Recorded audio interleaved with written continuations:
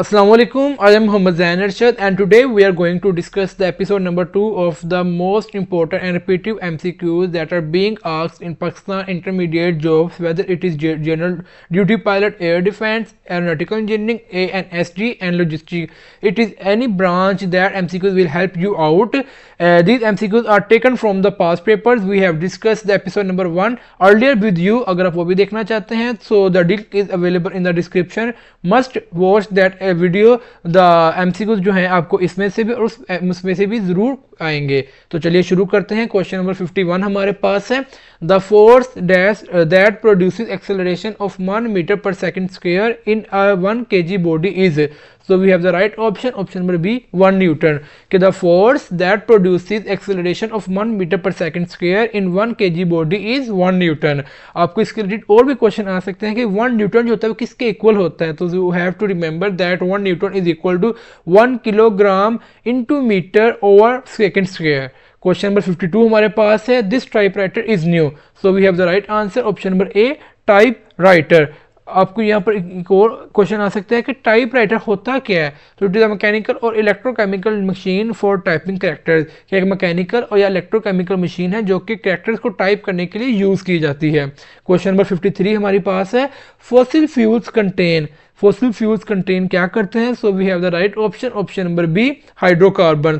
Fossil fuels contain hydrocarbon. आपको इसके related और भी क्वेश्चन आ सकते हैं कि नेम एनी फॉसिल फ्यूल्स या फॉसिल फ्यूल्स कौन कौन से होते हैं.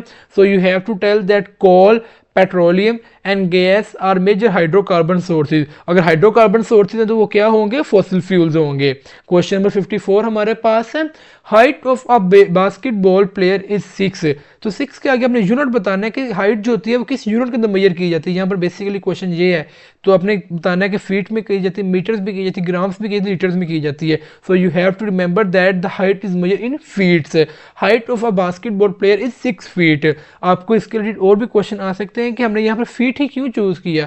कॉमनली तो हम कई दो मीटर्स के अंदर भी यूज़ कर लेते हैं. तो हमने याद रखना है कि height is commonly measure in feet या इंचीज. हाइट जो होती है वो आमतौर पर फीट या इंचीज में मेजर की जाती है. इसकी कोई लॉजिक नहीं है. क्वेश्चन नंबर 55 हमारे पास है. When a force is exerted on a body, कि जब कोई फोर्स किसी बॉडी पे एक्सर्ट की जाती है, अप्लाई की जाती है, and the body does not move, और बॉडी मूव नहीं करती, तो उसको क्या कहेंगे, इसको क्या कहेंगे. तो आपने याद रखना है रिजिड बॉडी. कि when a force is exerted on a body, कि जब किसी बॉडी पे कोई फोर्स लगाई जाए और बॉडी मूव ना करे तो उस बॉडी को हम कहेंगे रिजिड बॉडी. आपको इसके रिलेटेड और भी क्वेश्चन आ सकते हैं कि रिजिड बॉडी की कोई कैरेक्टरिस्टिक बताएं. So you have to remember that it shows no deformation when force is applied. वही बात होगी कि इसके अंदर कोई भी इसके अपीयरेंस के अंदर या इसके स्ट्रक्चर के अंदर कोई भी डिफॉर्मेशन, कोई भी चेंजिंग नहीं आती जब इसको फोर्स अप्लाई की जाती है. क्वेश्चन नंबर 56 हमारे पास है. This is a class that is, so we have to choose the right option that will fit in our blank. So that is urge. Option number A, this is our class that is urge. कि ये class है जो हमारी है. आपको इसके और भी क्वेश्चन आ सकते हैं कि यहाँ पर हमने आर्ज ही क्यों यूज़ किया, इसके अलावा कोई और क्वेश्चन क्यों नहीं यूज़ किया ऑप्शन. सो आपने याद रखना है कि आर्ज इज अ पोजेसिव प्रोनाउन. अब यहाँ पर आपका एक और क्वेश्चन आता है, पोजेसिवनेस क्या होती है. पोजेसिवनेस बेसिकली होती है जो अपनाइए शो करवाती है, एक रिलेशन शो करवाती है. कि जैसे this is a class that is ours, कि ये वो क्लास है जो हमारी है, कि हमारे साथ इसका क्या रिलेशन शो करवाया जा रहा है. तो यहाँ पर पोजेसिव क्या होता है, जो कि रिलेशन शो करवाता है. और आवर्स यहाँ पर क्या है, पोजेसिव प्रोनाउन. क्वेश्चन नंबर 57 हमारे पास है. Work done in a closed path is. तो हमारे पास राइट ऑप्शन है ऑप्शन नंबर सी, 0. कि किसी भी क्लोज्ड पाथ के अंदर अगर वर्क डन होगा तो 0 होगा. For example, you are going to you have started from point A and move to point B. कि आप पॉइंट ए से पॉइंट बी तक मूव किए, then you have move to point C and then return back to point A. आप point A से start हुए, point B पे गए, पॉइंट बी से पॉइंट सी पे गए, बट पॉइंट सी से वापस पॉइंट ए पर आ गए. तो आपने कितना वर्क डाउन किया है, 0. क्यों, आपका वर्क डन जो होता है वो आपके इनिशियल और फाइनल पोजीशन के ऊपर डिपेंड करता है कि आपकी इनिशियल पोजीशन क्या थी और आपकी फाइनल पोजीशन क्या थी. अगर आप मोड़ मुड़ा के वहीं पर वापस आ गए तो आपका वर्क डन 0 हो जाएगा. आपने यहाँ पर याद रखना है कि वर्क डन जो होता है वो आपके किस पे डिपेंड करता है, इनिशियल और फाइनल पोजीशन के ऊपर. क्वेश्चन नंबर 58 हमारे पास है. The torque on a rectangular coil in a uniform magnetic field is. कि किसी को टॉर्क जो होती है रेक्टेंगुलर कॉइल के अंदर, इसको किसी भी यूनिफॉर्म मैग्नेटिक फील्ड में से क्या कहेंगे या किस तरह रिप्रेजेंट करेंगे तो अपने याद रखना है tau is equal to BIA sin theta. The torque on a rectangular coil in a uniform magnetic field is given by tau is equal to BIA sin theta. आपको इसके रिलेटेड और भी क्वेश्चन आ सकते हैं कि टॉर्क जो होती है वो किस प्रिंसिपल के ऊपर मूव करती है, तो अपने याद रखना है torque principle is used in moving coil galvanometer, कि जो कॉइल गैल्वेनोमीटर होते हैं वो टॉर्क का प्रिंसिपल यूज करके अपनी वर्किंग करते हैं। क्वेश्चन नंबर 59 हमारे पास है, I shall try to agree her for marriage that she says yes, कि आपने यहाँ पर राइट ऑप्शन चूज करना है, that will fit in our fill in the blank, so the right option is option number A until. I shall try, मैं कोशिश करता रहूंगा, टू अग्री हर, उन्हें मनाने की, फॉर मैरिज, शादी के लिए, अंटिल, जब तक के, शी सेज यस, जब तक कि वो यस नहीं कह जाती। यहाँ पर हमने अंटिल ही क्यों यूज किया, कोई यहाँ पर ये भी क्वेश्चन आ सकता है, तो क्यों until shows time up to a point, जैसे अंटिल जब तक के, कि मैं तब तक उन्हें मनाता रहूंगा जब तक कि वो शादी के लिए हाँ नहीं कर देते। अंटिल एक टाइम शो करवा रहा है, एक पॉइंट तक बता रहा है कि यार ये टाइम जो है अप टू दैट पॉइंट जाएगा। क्वेश्चन नंबर 60 हमारे पास है, he reached cohort dash by bus, so we have the right option, option number D no article. हमने यहाँ पर ए क्यों नहीं यूज किया, एन क्यों नहीं यूज किया, द क्यों नहीं यूज किया, तो आपने याद रखना है A is always used with the consonants, and is always used with the vowels, and the is always used with the unique words। तो जो है नेम ऑफ सिटीज हो गई या जो भी हो गई, ये यूजुअली जो होता है आर्टिकल यूज नहीं करते। क्वेश्चन नंबर 61 हमारे पास है, the density of water is maximum at, कि वाटर की डेंसिटी जो होती है वो कितने डिग्री सेल्सियस पे जाके मैक्सिमम होगी, so we have the right answer, option number B 4 degree Celsius. The density of water will be maximum at 4 degree Celsius. आपको इसके रिलेटेड और भी क्वेश्चन आ सकते हैं कि वाटर जब एक्सपेंड होता है तो वो कौन सा बिहेवियर शो करवाता है, किस बिहेवियर की वजह से वो एक्सपेंड होता है, फ्रीज होता है, तो अपने याद रखना है water expands when it freezes due to anomalous behaviour, कि एनामोलस बिहेवियर की वजह से जो है वाटर जो है जब फ्रीज होता है वो एक्सपेंड हो जाता है, खिल जाता है। क्वेश्चन नंबर 62 हमारे पास है, choose the correct spelling.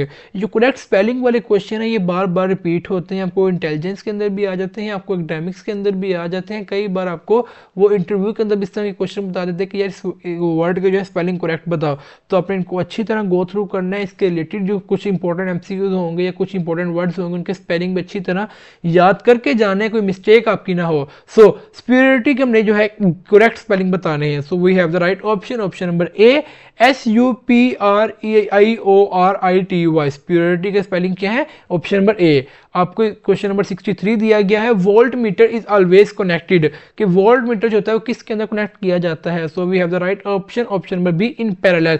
Parallel circuits के अंदर हमेशा वोल्ट मीटर को कनेक्ट किया जाता है। आपको इसके रिलेटेड और भी क्वेश्चन आ सकते हैं कि एम मीटर पे कहां पे यूज किया जाता है, सो आपने याद रखना है ammeter is connected in series to measure current. अब यहाँ पर मेजर करंट की बात आ गई कि एम मीटर जो होता है वो सीरीज में लगता है करंट मेजर करने के लिए, तो वोल्ट मीटर पे किसको मेजर करता है, तो आपने याद रखना है voltmeter is connected in parallel to calculate to measure the voltage. Question number 64 हमारे पास है, young one of a duck is called, so we have the right option, option number C duckling, कि young one of a duck के बच्चे को क्या कहते हैं, तो आपने याद रखना है डकलिंग। जैसे आपको यहाँ पे मिसाल भी दी गई है कि young one of a dog is called puppy, कि पपी किसे कहते हैं, कि जो डॉग का बेबी होता है उसको पपी कहते हैं, इस तरह जो डक का बेबी होता है उसे डकलिंग कहते हैं। क्वेश्चन नंबर 65 हमारे पास है, the mass of earth is approximately, mass of earth कितना है, so we have the right answer, option number C 6 × 10⁻24 kg। The mass of earth is approximately 6 × 10⁻24 kg। आपको इसके रिलेटेड और भी क्वेश्चन आ सकते हैं कि जो अर्थ की ग्रेविटी होती है वो किस पे डिपेंड करती है, तो अपने याद रखना है earth gravity depends on it's huge mass and radius, कि जो अर्थ की ग्रेविटी होती है वो उसके मास पे और उसके रेडियस के ऊपर डिपेंड करती है। क्वेश्चन नंबर 66 हमारे पास है, they dash never late, so we have the right answer, option number B और दे आर नेवर लेट, वो कभी लेट नहीं हुए। आपको यहाँ पर एक क्वेश्चन आ सकता है कि यहाँ पर हमने दे के बाद जो है और ही क्यों यूज किया, तो आपने याद रखना है कि प्रेजेंट इंडेफिनेट का ये रूल है कि जब आपके पास जो सब्जेक्ट प्लूरल के अंदर होगा तो हम वहां पर आर यूज करेंगे। प्रेजेंट सिंपल टेंस है, दे आर नेवर लेट, वो कभी लेट नहीं हुए। क्वेश्चन नंबर 67 हमारे पास है, SI unit of work is, ये एसआई यूनिट वाले भी अपने टेबल अपने जरूर फिजिक्स के अंदर पढ़ा होगा, तो अपने इसको अच्छी तरह गो थ्रू करके जाना है। इसके रिलेटेड भी क्वेश्चन आते हैं कि SI unit of work is, SI unit of mole is, आपको डिफरेंट सब्सटेंसेस के जो है एसआई यूनिट दिए जाते हैं, तो अपने इनको अच्छी तरह याद करके जाना है। तो वर्क का एसआई यूनिट क्या होता है, जाउल, के वर्क किस में मेजर किया जाता है, जाउल्स के अंदर। आपको इसके रिलेटेड और भी क्वेश्चन आ सकते हैं कि वर्क का फॉर्मूला क्या है, work is given by what, तो हमने याद रखना है work is given by force into displacement. अब यहाँ पर एक और कॉन्सेप्ट आता है, अगर वहां पर एंगल कोई आ जाएगा तो अपने याद रखना है जब अगर एंगल आ जाएगा तो वर्क जो होता है उसका फॉर्मूला थोड़ा सा जो है इनहेंस कर जाएगा, work is equal to F into displacement cos theta. Question number 68 हमारे पास है, ऑपोजिट ऑफ डेंस इज, कि डेंस का ऑपोजिट क्या है, डेंस का एंटोनिम क्या है, डेंस का उल्ट क्या है, तो हमने याद रखना है डेंस का एंटोनिम हमारे पास क्या होता है, thin. C, option number C is telling the opposite of the dense. जैसे कि एंटोनिम हमारे पास क्यों इतने हमें इंपॉर्टेंट होते हैं, हम एंटोनिम पे क्यों इतना फोकस करते हैं, सिनोनिम एंटोनिम पे, तो they help us to improve our vocabulary. Question number 69 हमारे पास है, the value of Coulomb's constant K is, कि जो कूलम्स कांस्टेंट के उसकी वैल्यू हमारे पास क्या होती है, तो we have the right answer option number C, 9 into 10⁻⁹ is the value of the Coulomb's constant K. आपको यहाँ पर और भी क्वेश्चन आ सकते हैं, जो कूलम्स लॉ होता है वो क्या एक्सप्लेन करता है, क्यों इतना इंपॉर्टेंट है, तो अपने याद रखना है Coulomb's law explain the force between charges, के चार्जेस के दरमियान जो फोर्स होती है उसको कूलम्स लॉ एक्सप्लेन करता है। क्वेश्चन नंबर 70 हमारे पास है, she said I am ill, तो we have to tick the right indirect speech of that direct speech, so we have the right option number B, she said that she was ill। अब आपने यहाँ पर एक चीज note करनी है कि जो हमारे पास डायरेक्ट स्पीच है हमारे पास प्रेजेंट टेंस के अंदर है, लेकिन जो हमारे पास रिपोर्टेड स्पीच है इनडायरेक्ट स्पीच है हमारे पास किसके अंदर है, पास्ट टेंस के अंदर। तो अपने याद रखना है डायरेक्ट इनडायरेक्ट का ये रूल है कि जब भी आपकी डायरेक्ट स्पीच जो है वो अगर प्रेजेंट टेंस पे होगी तो वो इनडायरेक्ट में जब जाएगी तो वो पास्ट में कन्वर्ट हो जाएगी। क्वेश्चन नंबर 71 हमारे पास है, the lower fixed point of Kelvin scale is, so we have the right option number C, 273 Kelvin, कि केल्विन स्केल का जो सबसे लोअर पॉइंट है वो क्या है, 273 केल्विन। आपको इसके रिलेटेड और भी क्वेश्चन आ सकते हैं कि 273 केल्विन अगर उसको आप कन्वर्ट करो डिग्री सेल्सियस के अंदर तो किसके बराबर होगा, तो 273 kelvin will be equal to 0 degree Celsius.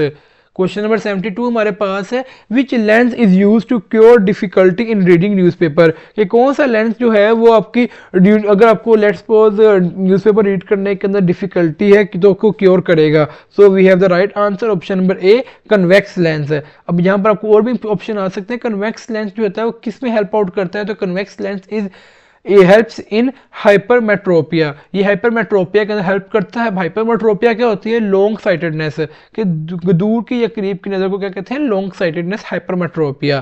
Question number 73 हमारे पास है, antonym of qualified is, qualified के एंटोनिम क्या है, क्वालिफाइड का ऑपोजिट क्या है, क्वालिफाइड का उल्ट क्या है, so we have the right option number A, disqualified. आपको इसके रिलेटेड और भी क्वेश्चन आ सकते हैं कि यहाँ हमने प्रीफिक्स डिस क्यों यूज किया, तो अपने याद रखना है प्रीफिक्स डिस जो होता है वो ऑफनली, मतलब कि हमेशा नहीं बट रेयरली जो होता है या ऑफनली जो होता है ज़्यादातर जो होता है उसको ऑपोजिट उसका मीनिंग बना देता है, क्वालिफाइड, डिसक्वालिफाइड, इसी तरह काफ़ी ज़्यादा वर्ड्स है जिसका अगर आप प्रीफिक्स डिस लगा दोगे तो उसका क्या बन जाएगा, एंटोनिम बन जाएगा। क्वेश्चन नंबर 74 हमारे पास है, this pen belongs to me, that is, so we have to choose the right option that will fit in our blank, that is option number B, mine। this pen belongs to me, that is mine, ये pen जो है ये मुझसे ताल्लुक रखता है जो कि मेरा है।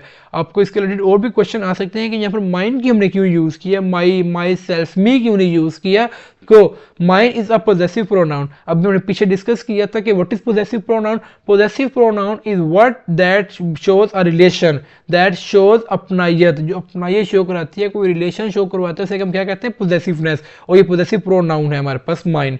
क्वेश्चन नंबर 75 हमारे पास है, in treatment of cancer dash is used, कि कैंसर के ट्रीटमेंट में क्या यूज होता है, so we have to right option number B, cobalt 60, cobalt 60 of cancer is used in treatment of cancer. अब यहाँ पर आपको और भी क्वेश्चन आ सकता है कि रेडियोस्टॉप्स जो होते हैं, रेडियो आइसोटोप्स जो होते हैं वो किन के अंदर यूज किए जाते हैं, तो radio isotopes are used in radiotherapy. अब यहाँ पर कोबाल्ट 60, बाकी यूरेनियम, लेड या कार्बन है, कोबाल्ट 60 साल क्यों लगाया गया है, तो कोबाल्ट 60 जो है हमारे पास बेसिकली कोबाल्ट का आइसोटोप है। आपने ये चीज़ याद रखनी है, आइसोटोप्स भी आपने पढ़ के जाना है, इस टॉपिक से क्वेश्चन भी बार बार आते हैं। और ये रेडियो आइसोटोप्स कहाँ पर यूज होते हैं, रेडियोथेरेपी के अंदर। क्वेश्चन नंबर 76 हमारे पास है, they had not selected you, तो अपने इसका पैसिव वॉइस बनाना है, so we have the right option number B, you had not been selected by them. अब यहाँ पर आपने तीन चीज़ें याद रखनी है पैसिव वॉइस के, जो तीन बेसिक रूल्स हैं। کہ جو ہمارے پاس سبجیکٹ ہوتا ہے وہ ہمارے پاس آبجیکٹ میں کنورٹ ہو جائے گا. جیسے ہمارے پاس دے جو تھا وہ دیم میں کنورٹ ہو گیا, آبجیکٹ ہو گیا. یو ہمارے پاس یہاں پر آبجیکٹ تھا وہ سبجیکٹ بن جائے گا. جیسے کہ ہمارے پاس یو یہاں پر سبجیکٹ تھا, یہاں پر آ کے کیا آبجیکٹ تھا, یہاں پر آ کے کیا بن گیا سبجیکٹ.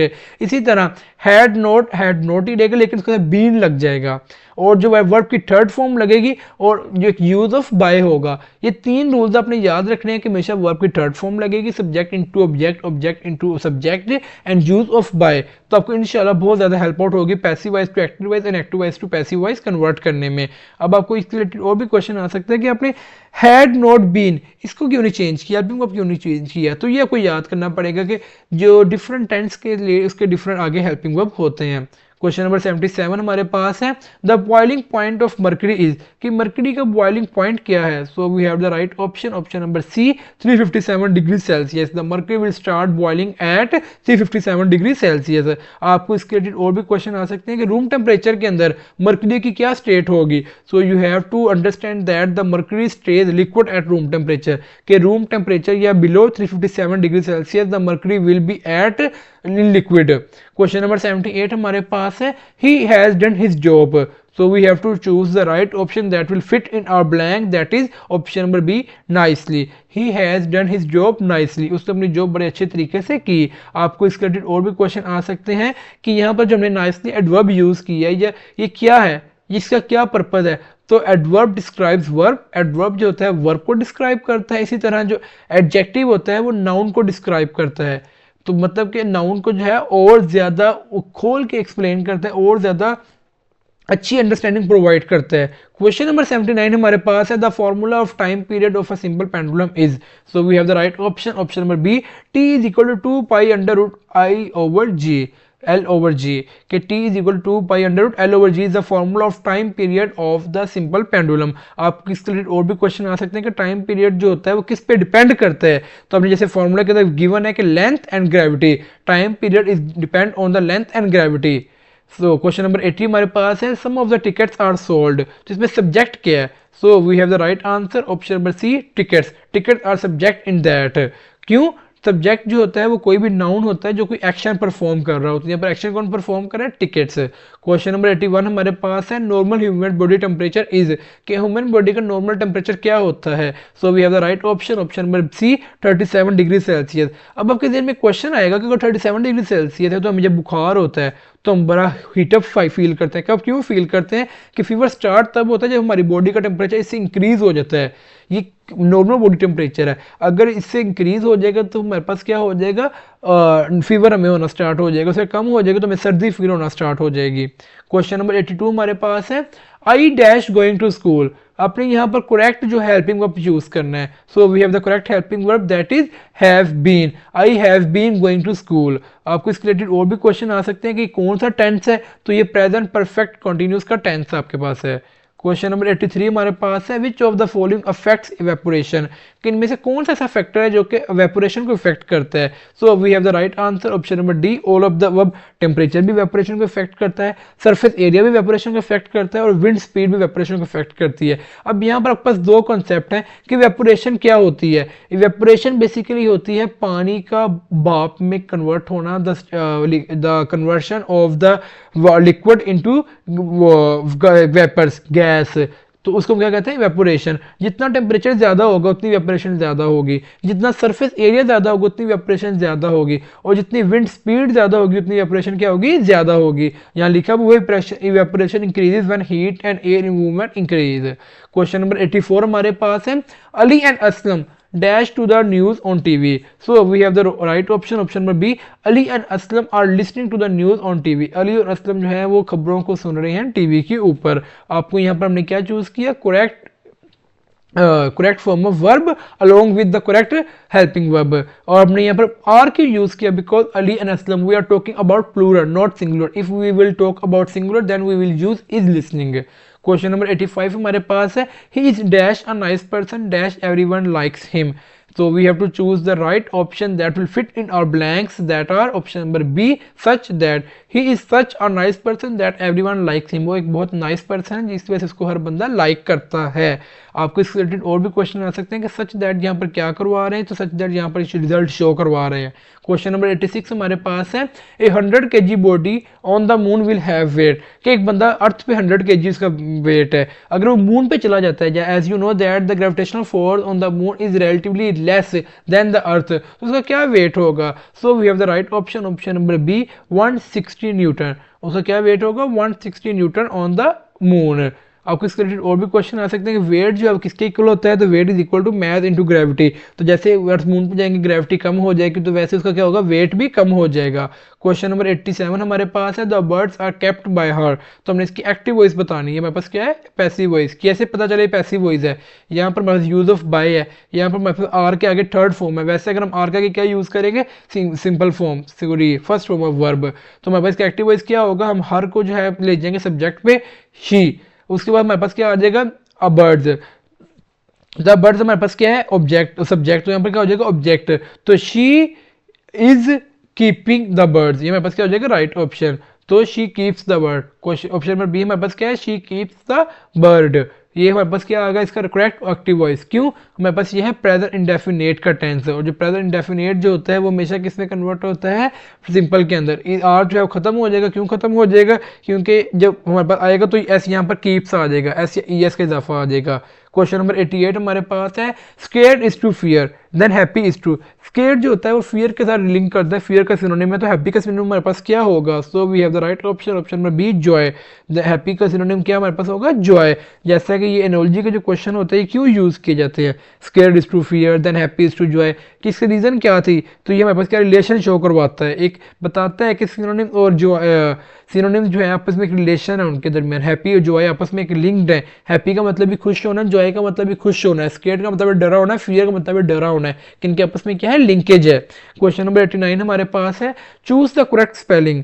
एम्बेसी के करेक्ट स्पेलिंग हमारे पास क्या है, so we have the right option, option number C, EMBASSY is the right spelling of the embassy. आपको इस क्वेश्चन नंबर 90 दिया गया है, he reached at home half dash और. अब आपने यहाँ पर करेक्ट आर्टिकल चूज करना है, तो और हमारे पास क्या है, उसके शुरू में वॉल्स का साउंड आ रहा है, तो हम यहाँ पर क्या यूज करेंगे, ऑप्शन नंबर बी एन. अगर यहाँ पर कॉन्स्टेंट होता है हम क्या यूज करते हैं, ए. अगर यहाँ पर कोई यूनिक चीज आई तो हम यहाँ पर क्या यूज करते हैं, द. तो मेरे पास क्या आ जाएगा, एन. क्यों यूज हमने किया, क्योंकि यहाँ पर और हमारे पास किसका साउंड दे रहा है, वॉल्स का. क्वेश्चन नंबर 91 हमारे पास है, दिस कार रन्स क्विकली. ये कार जो है क्विकली स्पीड से भाग चल रही है, तो यहाँ पर सब्जेक्ट क्या होगा मेरे पास, ऑप्शन नंबर ए कार. क्यों, सब्जेक्ट वो होता है जो कि एक्शन परफॉर्म कर रहा हो, तो यहाँ पर एक्शन कौन परफॉर्म कर रहा है, कार. क्वेश्चन नंबर 92 हमारे पास है, similar word of invigilation is, कि इन्विजिलेशन का सिनोनिम क्या है, उसका सिमिलर वर्ड क्या है, उससे मिलता जुलता कोई वर्ड क्या है, तो मेरे पास राइट ऑप्शन है, option number C observation. Observe करना, इन्विजिलेट करना are synonyms to each other. जैसे हमने पहले कहा कि जैसे इन्विजिलेटर कौन करता है, इन्विजिलेटर क्या करता है, इन्विजिलेशन. इसका सुपरवाइजर क्या करता है, ऑब्जर्वेशन. इन्विजिलेटर का मेन काम क्या होता है, सुपरवाइज करना, ऑब्जर्व करना कि एग्जाम के अंदर कोई ऐसी हरकत तो नहीं हो रही जो इलीगल है, कोई ऐसा वैसी एक्टिविटी तो नहीं हो रही. क्वेश्चन नंबर 93 हमारे पास है, he said to me write my address. इसकी डायरेक्ट स्पीच हमने बतानी है, so we have the right option, option number A, he ordered me to write his address. आपको इसके रिलेटेड और भी क्वेश्चन आ सकते हैं कि यहाँ पर हमने ऑर्डर्ड, टोल्ड, ये आस्क टू क्यों यूज किया, क्योंकि इंपेरेटिव सेंटेंस है. इंपेरेटिव सेंटेंस में हम क्या यूज करते हैं, ordered, told, asked. Question number 94 हमारे पास है, the value of G on moon surface is, कि मून पर ग्रेविटेशनल फोर्स की वैल्यू क्या होती है. So we have the right option, option number C 1.6 metre per second square. आपको इसके रिलेटेड और भी क्वेश्चन आ सकते हैं कि अर्थ पे कितनी होती है, तो अर्थ में बस होती है 9.8 मीटर पर सेकंड स्क्वायर. तो इसका मतलब क्या हुआ कि मून पे हमारी जो है ग्रेविटी जो होती है is about 1/6 of the earth, के अर्थ की ग्रेविटी से 6 गुना कम मून पे ग्रेविटी होती है. क्वेश्चन नंबर 95 हमारे पास है, I take dash sugar with my coffee. तो we have the right option, option number C a little. I take a little sugar with my coffee, मैं बहुत थोड़ी शुगर अपनी कॉफी के साथ पीता हूँ. यहाँ पर हमने ए लिटिल क्यों यूज किया, ये अनकाउंटेबल नाउन्स के लिए यूज होता है कि शुगर को हम काउंट नहीं कर सकते, शुगर मेरे पास क्या है, अनकाउंटेबल नाउन. क्वेश्चन नंबर 96 हमारे पास है, he is dash European. So what is will we use, a, an और द. کہ ہم یہاں پر کیا یوز کریں گے, European. So we have the right option, option number اے. کیوں سی ہم نے یہاں پر یوز کیا, سی ہم نے کیوں یہاں پر یوز کیا, اے ہم نے یہاں پر کیوں یوز کیا, کیونکہ یہاں پر ہمارے پاس ساؤنڈ جو ہے وہ کانسوننٹ کا آ رہا ہے, حالانکہ یہاں پر ای لکھا ہوا ہے لیکن ای یہاں پر کیا ہے, سائلنٹ. یوروپین یو سے ہم شروع کریں, ای ہمارے پاس سائلنٹ ہے. تو ساؤنڈ سے ڈیپینڈ کرتا ہے کہ آپ نے یہاں پر کون سا آرٹیکل چوز کرنا ہے. تو ساؤنڈ کی وجہ سے ہم نے یہاں پر کیا چوز کیا, ہم نے کانسوننٹ یوز کیا, اے یوز کیا. اگر یہاں پر ہمارے پاس خالی ای سے ہمارے پاس کوئی آواز بن رہی ہوتی, ایلیفینٹ ہوتا ہے, تو ہم یہاں پر کیا یوز کرتے ہیں, این. کوشچن نمبر 97 ہمارے پاس ہے, وچ sentence is logically correct. So we have the right answer, option number a. All کٹنز are play full and some pets are کٹن. سو سم پیٹس آر پلے فل. آپ کو اس سے اور بھی کوشچن آ سکتے ہیں کہ ان کو ہم کیا کہتے ہیں, جس طرح کے کوشچنز ہوتے ہیں, تو یہ کراتے ہیں سیلوجمز. اور یہ کہاں پر یوز ہوتے ہیں, لاجیکل رولس یا پراپر کنکلوژنس کے لیے. ان کو ہم کیا کہتے ہیں, سیلوجمز. اور سیلوجمز کہاں پر یوز ہوتے ہیں, لاجیکل رولس کے لیے یا پراپر کنکلوژنس کے لیے. کوشچن نمبر 98 ہمارے پاس ہے, which one is the mass of earth return correctly in standard form. So we have the right answer, option number a. 6 × 10⁻24 kg is the correct and the standard form of the earth mass. آپ کو اس کے اور بھی question آ سکتے ہیں کہ standard form جو ہوتی ہے وہ کیا کرتی ہے. تو اسٹینڈرڈ فارم جو ہوتی ہے وہ پاور کی جو ہوتی ہے ریپرزینٹ کرتی ہے لارج ویلیو کے اندر. وہ نیگیٹو میں بہت کم جاتی ہے, زیادہ تر وہ لارج میں جاتی ہے. یہاں پہ جیسے -24 ہم نے یوز اس لیے نہیں کیا. کوشچن نمبر 99 ہمارے پاس ہے, pressure and speed have. So we have the right answer, option number be. Inverse relation. Inverse relation کیا بتاتا ہے کہ if speed will increase then pressure will decrease, if pressure will increase then speed will decrease, کہ دونوں آپس میں کیا ہے, انورسلی پروپورشنل ہیں. آپ کو اس کے ریلیٹڈ اور بھی کوشچن آ سکتے ہیں کہ یہ کہاں پر ہمیں بتائے گئے ہیں. تو ہم نے یاد رکھنا ہے برنولیز پرنسپل. برنولیز پرنسپل میں بتاتا ہے کہ پریشر اور اسپیڈ آپس میں کیا ہے, انورسلی پروپورشنل ہیں. کوشچن نمبر 100 ہمارے پاس ہے, transformer is based upon which principal. جو ٹرانسفارمر ہوتا ہے کس بیس پرنسپل کے اوپر بیس کرتا ہے. سو we have the right option, option number be. Electro magnetic induction. Transformer is based upon the principle of electro magnetic induction. آپ کو اس کے ریلیٹڈ اور بھی کوشچن آ سکتے ہیں کہ جنریٹر جو ہوتا ہے وہ کس کے پرنسپل پہ ورک کرتا ہے. تو ہم نے یاد رکھنا ہے generator also work on the principle of electro magnetic induction. اب آپ کے لیے ایک بڑی انپورٹنٹ اناؤنسمنٹ ہے کہ we have the prospectus in our first comment and in the video description. Must down load that and go through that. In that prospectus you will be guided from the basic to the advance, from the applied to the selection procedure. It will include all of the steps, whether it's initial test, it's medical, it's physical, interview, ISSB, final medical, and if there you have any query regarding any course, GDP, AD, AE, ANST, logistics, that query will be resolved after downloading and reading that prospectus.